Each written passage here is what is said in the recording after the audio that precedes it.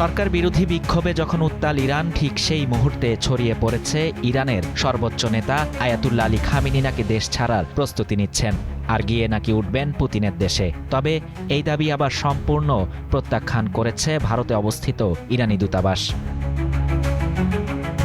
ইরানের বিভিন্ন শহরে অর্থনৈতিক সংকট, লাগাম ছাড়া মূল্যস্ফীতি ও বেকারত্বের বিরুদ্ধে টানা বিক্ষোভ চলছে।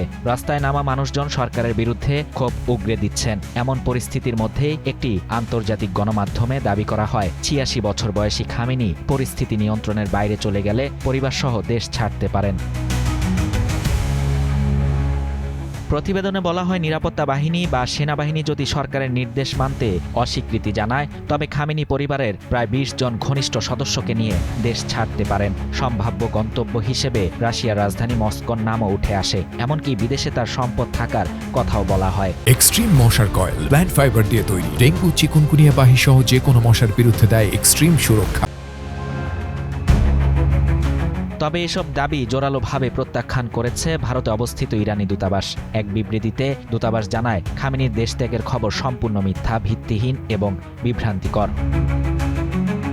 দূতাবাস আরও জানায়, ইসরায়েলের সঙ্গে ১২ দিনের যুদ্ধ চলাকালেও খামেনি দেশ ছাড়েননি। সুতরাং বর্তমান বিক্ষোভের কারণে তিনি পালিয়ে যাচ্ছেন এমন দাবি সম্পূর্ণ অসত্য। একে শত্রু রাষ্ট্রগুলোর অপপ্রচার বলেও উল্লেখ করা হয়।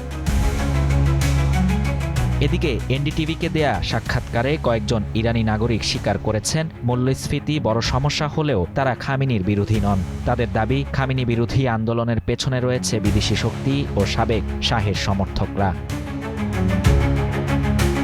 সব মিলিয়ে ইরানে অস্থিরতা স্পষ্ট হলেও খামেনির দেশত্যাগের গুঞ্জন এখনও প্রমাণহীন। তবে জনমনে প্রশ্ন একটাই, এই সংকট কোন দিকে মোড় নেয়? শাহরিয়ার শাফাত, বাংলা নিউজ 24।